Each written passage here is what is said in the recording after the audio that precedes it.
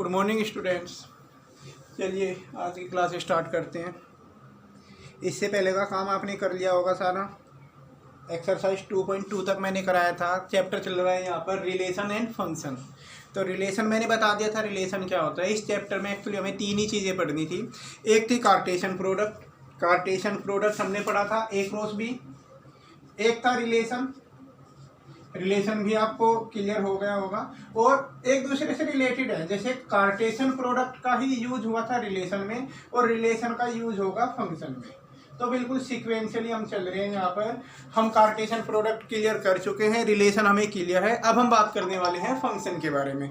तो फंक्शन की डेफिनेशन लिखी हुई है बोर्ड पर, आप क्लियर पढ़िए इस डेफिनेशन को, वहाँ से आपको बहुत सारी चीज़ें क्लियर होंगी। और एक्चुअली पूरा का पूरा जो फंक्शन है इस डेफिनेशन के ऊपर ही है। सब कुछ इसी में डिपेंड है कि फंक्शन क्या है, यहीं से क्लियर होने वाला है। जैसे लिखा हुआ है any relation from set A to set B is called a function. मतलब एक रिलेशन ही फंक्शन कहलाएगा। एक रिलेशन जो सेट ए से सेट बी में कोई एक रिलेशन होगा, उसी रिलेशन को फंक्शन कहेंगे।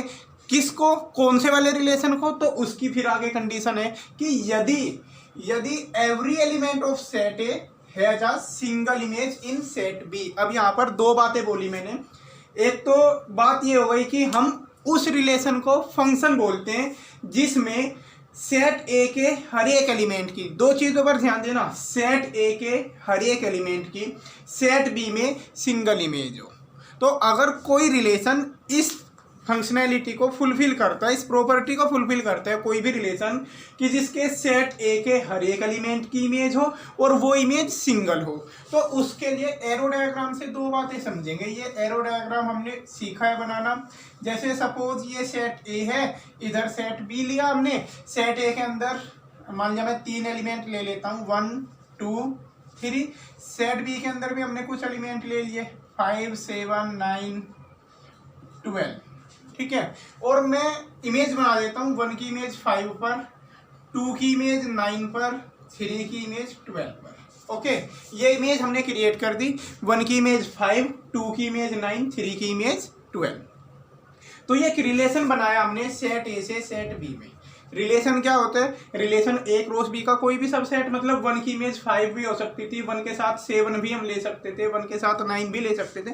कोई भी ऑर्डर पेयर जिसमें पहले वाले यहाँ से लिए गए हों और दूसरे यहाँ से लिए गए हों, और रिलेशन में एक कंडीशन दी होती थी जो उस कंडीशन को फुलफिल करे। अब यहाँ पर इस तरीके का एक सेट बनाया हमने, एक रिलेशन यहाँ पर डिफाइन किया कि इस तरीके से मैं इस रिलेशन को लिख देता हूँ। क्या बनेगा? ये 1 की इमेज 5 है तो एक पेयर तो 1,5, 2 की इमेज 9 है तो एक पेयर होगा 2,9, 3 की इमेज 12 है तो एक पेयर होगा 3,12। इस तरीके से हमने देखा कि इस रिलेशन के अंदर ये 3 पेयर होंगे। अब हम देखते हैं कि क्या इस रिलेशन को हम फंक्शन कह सकते हैं। क्या इस रिलेशन को फंक्शन कह सकते हैं? तो फंक्शन की डेफिनेशन को मैं वापस रिकॉल करके दिखाता हूँ आपको। लिखा हुआ है any relation from set A to set B, कि ये रिलेशन सेट ए का सेट बी में है, is called a function if every element of set A, set ए का हर एक एलिमेंट, सेट ए के हर एक एलिमेंट को अगर देखें 1 2 और 3 3 एलिमेंट है, has a single image in set B, कि सेट ए के हर एक एलिमेंट की इमेज देखते हैं कितनी। अगर हर एक एलिमेंट की सिंगल इमेज हुई तो ये फंक्शन बन जाएगा। जैसे 1 की इमेज इधर काउंट करो, 1 की इधर कितनी इमेज है? ए की इमेज है ये वाला एलिमेंट। यहाँ 2 की कितनी इमेज बनी हुई है यहाँ पर? तो 2 की सिर्फ एक ही इमेज बनी है। 3 की कितनी इमेज बनी हुई है? सिर्फ एक इमेज बनी हुई है। हर एक एलिमेंट की इमेज है और वो इमेज सिंगल सिंगल बनी हुई है। इतनी बात क्लियर है? देखिए, हर एक एलिमेंट की इमेज है और वो इमेज बिल्कुल सिंगल सिंगल बनी हुई है। तो ये वाला रिलेशन एक फंक्शन कहलाएगा। लिख दोगे this is a function. Okay, तो इस टाइप के रिलेशन फंक्शन कहलाते हैं। मैं और 2-4 रिलेशन लिख के दिखा रहा हूँ आपको, बस पहचानना सीखते हैं कि किस रिलेशन को हम फंक्शन बोलेंगे और किसको नहीं बोलेंगे। एक बार 2-4 एग्जांपल मैं लिख के देखता हूँ। जैसे यहाँ पर 2 सेट लिखे, सेट ए और सेट बी। सेट ए के अंदर एलिमेंट लिया 1 4 9, बी के अंदर 2 6 8 10, ये हमने एलिमेंट लिए। एक रिलेशन R1 बनाया मैंने। R1 में एक पेयर लिया 1 2, एक ले लिया 4 6, एक 9 10 और एक 4 10, इस तरीके से हमने ये कुछ पेयर बनाए। हम इसे चेक करना चाहते हैं कि क्या ये फंक्शन रिलेशन होगा। तो सबसे बेहतरीन चीज़ होती है एरो डायग्राम। आप ना इसका एक बार इस रिलेशन का एरो डायग्राम बनाते हैं। जैसे ये सेट ए है, ये सेट बी है। ए के अंदर 3 एलिमेंट हैं 1 4 9, तो 1 4 9 3 एलिमेंट हो गए। बी के अंदर 4 एलिमेंट हैं 2 6 8 10, बी के अंदर 4 एलिमेंट हो गए। R1 रिलेशन है 1 की इमेज 2 पर बननी है, तो 1 को 2 से कनेक्ट करो, 4 को 6 से कनेक्ट करो, 4 को 10 से, और जी 9 को भी 10 से। इस तरीके से हमने किया। ओके, अब हम चेक करते हैं कि भैया ये रिलेशन फंक्शन है कि नहीं है। तो फंक्शन के लिए हमें सिर्फ ये कंडीशन चेक करनी है कि सेट ए के हर एक एलिमेंट की इमेज है कि नहीं, एक बात हो गई। दूसरी फिर कि इन एलिमेंट की सिंगल इमेज है कि नहीं, दो बात, हर एक की होनी चाहिए और सिंगल होनी चाहिए।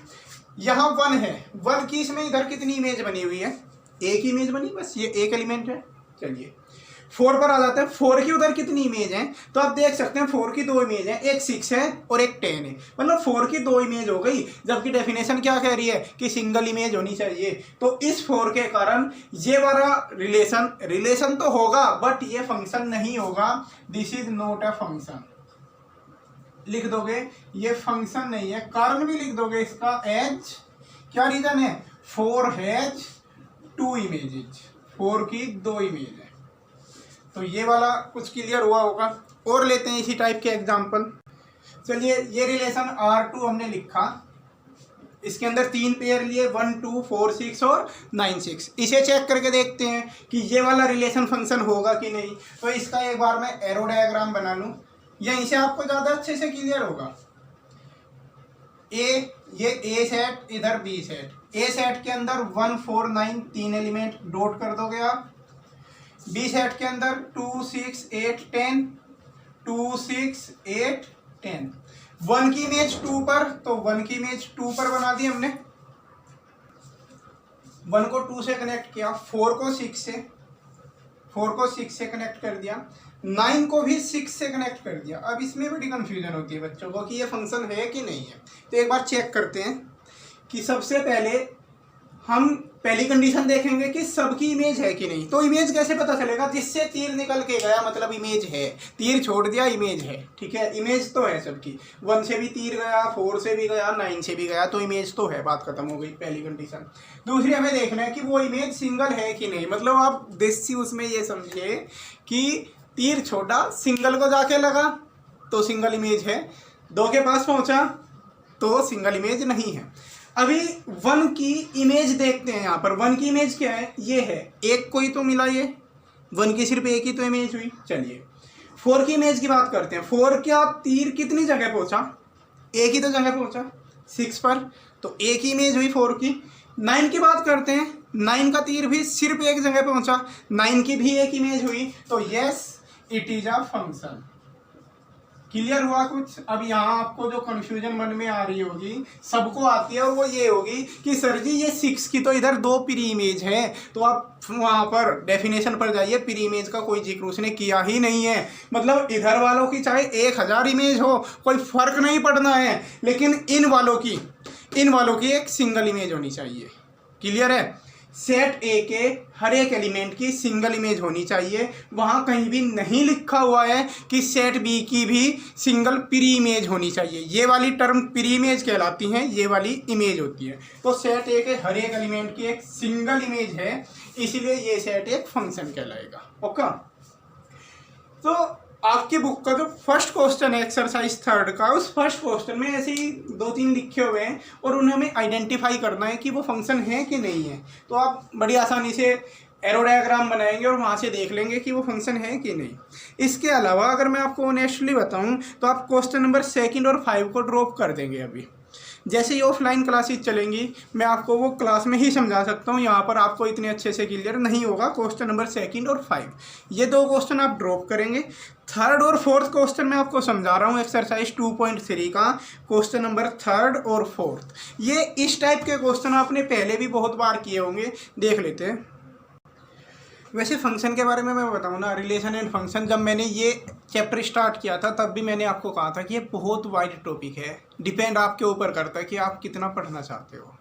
ठीक है, अगर आप इसकी डेप्थ में जितना घुसते जाएंगे उतनी आप उलझते चले जाएंगे इस टॉपिक में। इसलिए इसमें सिर्फ ऊपर ऊपर की चीज़ें पढ़ो तो अच्छे से क्लियर रहेगा, टेंशन फ्री जीवन चलेगा। ठीक है ना, कोई खास ज़रूरत है नहीं फंक्शन वगैरह की, वाइड टॉपिक है काफ़ी। इसलिए मैंने आपको ये क्वेश्चन नंबर 2 और 5 छोड़ने की सलाह दी है अभी, क्योंकि ये डोमेन और रेंज के हैं, और डोमेन और रेंज के में कभी एक्स्ट्रा जब फेस टू फेस मुलाकात होगी टाइम निकाल के मैं पक्का डोमेन और रेंज के सेपरेट अलग से बताऊंगा।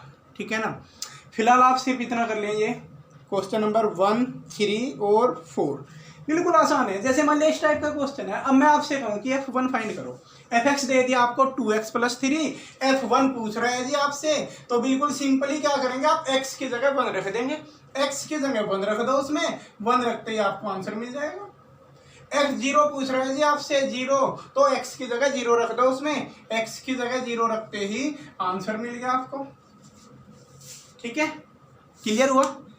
अब अगर मान लिया एक जैसे फोर्थ क्वेश्चन है, बस लैंग्वेज इसने अलग से कर दी, इस फोर्थ क्वेश्चन में कुछ लिखा हुआ है, जैसे एक TC लिखा हुआ है, TC जैसे fx है ऐसे कुछ TC लिखा हुआ है, और हमसे कुछ T0, T-10 वगैरह इस टाइप की वैल्यू पूछ रहे हैं। तो जैसे आपसे T0 पूछ रहा है ना, तो सिंपली क्या करेंगे, आप C की जगह 0 रख दो, C की जगह 0 रखते ही जी ये हो जाएगा 0 + 32, मतलब आंसर मिल जाएगा आपको 32। बिल्कुल बच्चों का खेल है। बस ये बात, ये पता नहीं बच्चे पूछते रहते हैं, इस फोर्थ पार्ट को लिखा हुआ है find the value of C if TC = 212। मतलब क्या करना आपको, TC देखिए ओरिजिनल इक्वेशन ये लिखी हुई है, और इसने हमें ये कह दिया जी TC = 212 है, C की वैल्यू फाइंड करो, तो फाइंड कर लोगे आप। TC की जगह भाई 212 रख दिया हमने, TC की जगह 212 रख दिया, = 9C/5 और +32।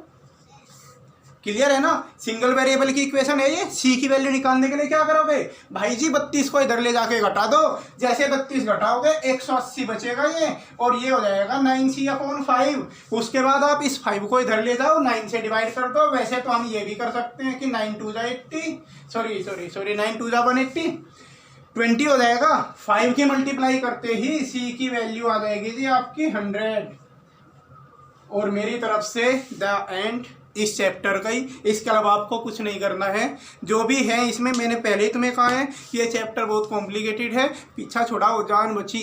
ठीक है ना, बहुत वाइड है, कभी डिटेल में बात करेंगे फुर्सत में मिल बैठ के आराम से। तो इस चैप्टर को इतने ही रोक के और नेक्स्ट स्टार्ट करेंगे। फिर आज के लिए इतना ही।